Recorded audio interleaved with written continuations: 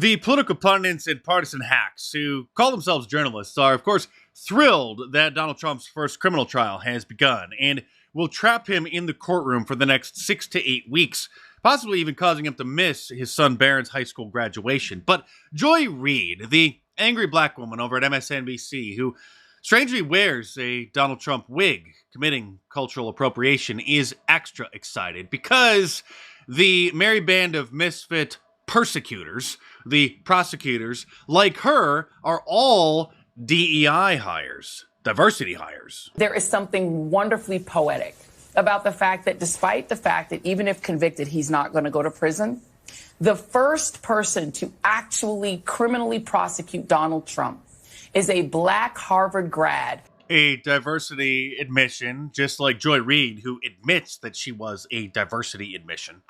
The very kind of person that his former staff, the people who worked for him, Stephen Miller, et cetera, want to never be at Harvard Law School. Well, if they don't qualify, then yeah, you shouldn't be allowed in positions because you happen to have a certain skin color or because of something bad that happened to a certain group of people 150 years ago.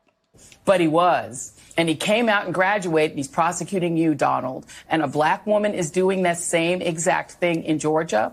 And a black woman forced you to pay a $175 million fine that's out now also in question because the people who put it up, that might not be legit. And Alvin Bragg is black. It just goes on and on. Fannie Willis, black, diversity hire. Donald Trump is being held to account by the very multicultural, multiracial democracy that he's trying to dismantle. And for me, there's something poetic and actually wonderful about that. It says something good about our country that we're still capable of having that happen. Go DEI. My DEIs are bringing it home. Go DEI, she says, because the open secret is out now that none of those people would actually be in the positions that they're in if they were hired because of their merits, because of their skills, because of their qualifications. They were all diversity hires. And this is how Orwellian things have gotten. If you accurately describe Joy Reid as the angry black woman over on MSNBC, that is in and of itself considered to be racist. There's an entire Wikipedia page that will be used as the evidence of your supposed racism, which says that the angry black woman stereotype is a racial stereotype of black American women as pugnacious, poorly mannered, and aggressive.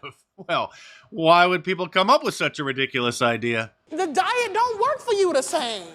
Would you mind, Joy, admitting again, for those in my audience who haven't heard it directly from the horse's mouth, the obvious and only reason why you somehow mysteriously went to Harvard? Well, let me just be clear. I got into Harvard only because of affirmative action. I went to a school no one had ever heard of in Denver, Colorado, in a small suburb. I didn't go to Exeter or Andover. I didn't have college test prep. I just happened to be really nerdy and smart and have really good grades and good SAT scores. Right. But someone came to Denver, Colorado to look for me. Obviously, they wanted more diversity, which is a code word for less white people. The first week or two that I was in class, my presence was questioned by white people. I was in this big conference class where some white students stood up and said, those students, the black students, they're only here because of affirmative action. It became a huge argument that we all ended up having. This was freshman year. Well, yes, that was the only reason why you were there. And of course, she blames them for being racist against her for noticing the facts. We got some imaginary sexism going on this week, too, because Caitlin Clark, one of the big superstars of the NCAA Women's Basketball Championships, is joining the WNBA, the Women's NBA. And she signed a 4-year deal for $338,000. That's about $85,000 a year. And so, of course, liberals are upset about that because the number one NBA draft pick landed a $55 million 4-year contract. $55 million versus $338,000. And since liberals have a very difficult time understanding modern society and, well, really everything, they are claiming that this is more evidence of the imaginary gender pay gap because they can't understand that nobody watches the WNBA. It's actually amazing that anybody even tunes in to the NCAA women's basketball games because if you did, this is the kind of amazing talent that you would find. It'll be interesting to see if they can do that again today and knock down those shots. Immediately an offensive rebound, and in speaking with both coaches, both Stephanie White and Holly Warlick knew that the board was going to be. Oh, maybe this time. Nope. Into the bottom of the board. Tennessee with lots of chances. The referees are. Oh, all right, here we go. All right, this is an easy one now. Easy for the layup. And not to mention the obvious, and not to be rude or anything, but women basketball players, not exactly known for their looks.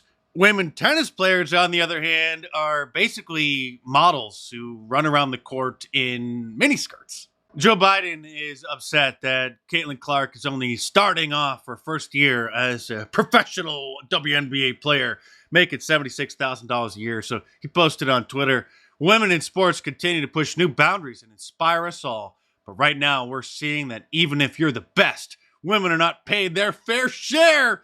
It's time that we give our daughters the same opportunities as our sons and ensure women are paid what they deserve." Oh, and speaking of the imaginary pay gap, Kirsten Dunst is still upset about being paid less than the lead star of Spider-Man, a movie that she was in, or Spider-Man 2, I guess, like 20 years ago. She was, of course, Spider-Man's love interest, but still, Spider-Man got paid more, played by Tobey Maguire. And this is something that she complained about a few years ago, and now there's a new write-up in Vanity Fair about her, and she's repeating her grievances. Hopefully, the way I carve my path will help other, actresses. But I definitely grew up in a time. Is she transitioning? Major paid. I definitely grew up in a time when... But I definitely grew up in a time with major pay disparity between the lead actor and myself, even though I had been in Bring It On and he hadn't. You know what I mean? I had more success in my box office than he did. And I was 17. I'm still learning. When you're that age, I'm still learning my taste in film. I didn't even think to ask. I didn't even know there was a place to challenge it. That's how it felt at 17. I didn't even think to demand the same amount of money that the star of the movie was making when I was only a supporting actor. This is unfortunately where we're at. Democrats used to at least make somewhat logical arguments, and then Republicans would make their arguments, and people would decide and vote who had the better ideas. But because the Democrats' ideas are absolutely ludicrous, now all they do is lie or just spread their delusions and then have those affirmed by the Operation Mockingbirds and the media. In a sane society, which we used to be a decade or so ago, somebody making such ridiculous comments would have caused them to be the topic of ridicule across the entire country. And they would have either apologized or they would have just buried their head in the sand in shame and never said anything about it ever again. But this is something that she's been repeating every few years now. Something that is going to be tough, however, is the next month and a half or 2 months, with Donald Trump's kangaroo court case being the only thing that the mainstream media is going to cover, until it's finally over, and then they have their total meltdown when they realize that it will have made no difference whatsoever regarding his support among Republicans. I think what's going to happen is we're going to end up doing so well. We're way ahead in the polls against Biden.